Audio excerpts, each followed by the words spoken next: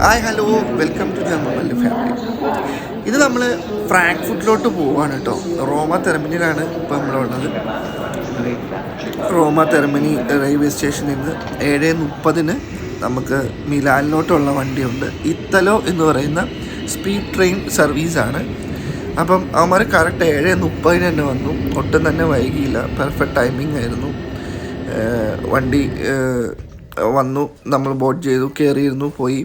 Seating വലിയ കുഴപ്പമില്ലാത്ത സെറ്റപ്പൊക്കെയാണ്. പക്ഷേ ആകെപ്പാടൊരു കുഴപ്പമെന്ന് പറഞ്ഞത് ഞാൻ പോയ ബാത്റൂമാണ്. അതിന് ലോക്ക് ചെയ്യാനുള്ള സെറ്റപ്പൊക്കെ അടിച്ചു പോയിട്ടിരിക്കുമായിരുന്നു.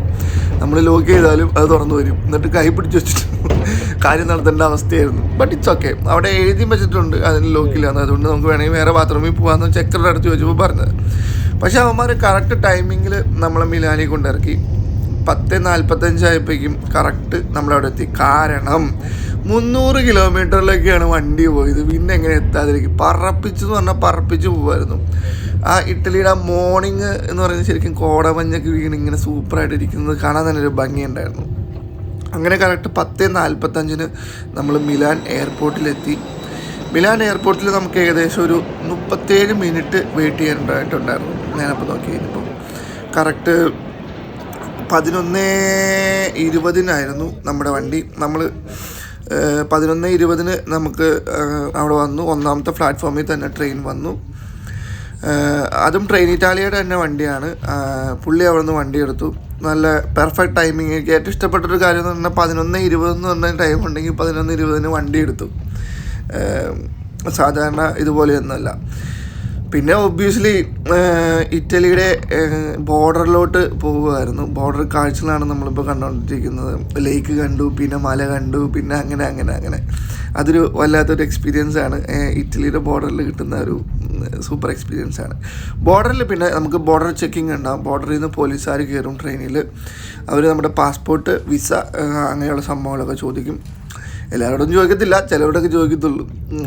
അത് കഴിഞ്ഞ് നേരെ നമ്മൾ സ്വിറ്റ്സർലാൻഡിലോട്ട് കയറി. അവിടെ ചെന്ന് കഴിയുമ്പോൾ വേറെ എക്സ്പീരിയൻസാണ്. കാരണം അറിയാലോ, മലകൾ, മഞ്ഞ്, അങ്ങനെയുള്ള സംഭവങ്ങളൊക്കെ. പിന്നെ അവിടുത്തെ ഫുള്ള് മലകളെല്ലാം മഞ്ഞ് പെയ്ത് കിടക്കുമായിരുന്നു സ്വിറ്റ്സർലാൻഡിൽ. പിന്നെ അവിടുത്തെ ഈ ഭൂപ്രകൃതി സൂപ്പറാണ്.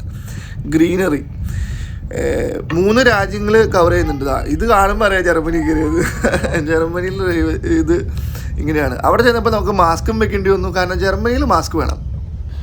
അങ്ങനെ 10-11 മണിക്കൂർ യാത്ര ചെയ്ത് നമ്മൾ ഫ്രാങ്ക്ഫർട്ട് മെയിൻ സ്റ്റേഷനിലെത്തി. നമ്മൾ ടിക്കറ്റ് ബുക്ക് ചെയ്യുമ്പോൾ എപ്പോഴും ഏറ്റവും റീസണബിൾ ആയിട്ടുള്ള റേറ്റിന് കിട്ടണമെങ്കിൽ അറ്റ്ലീസ്റ്റ് ഒരു 10-20 ദിവസം മുമ്പെങ്കിലും നമ്മൾ ബുക്ക് ചെയ്ത് കഴിഞ്ഞാൽ കുഴപ്പമില്ലാത്ത റേറ്റിന് കിട്ടും.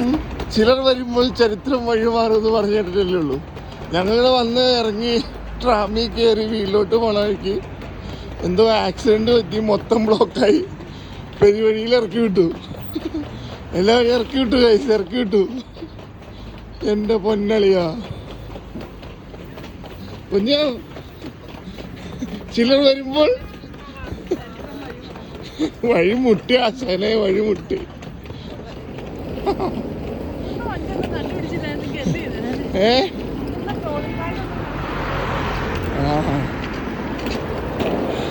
എന്തായാലും നമുക്ക് നല്ല ദിവസമാണ്.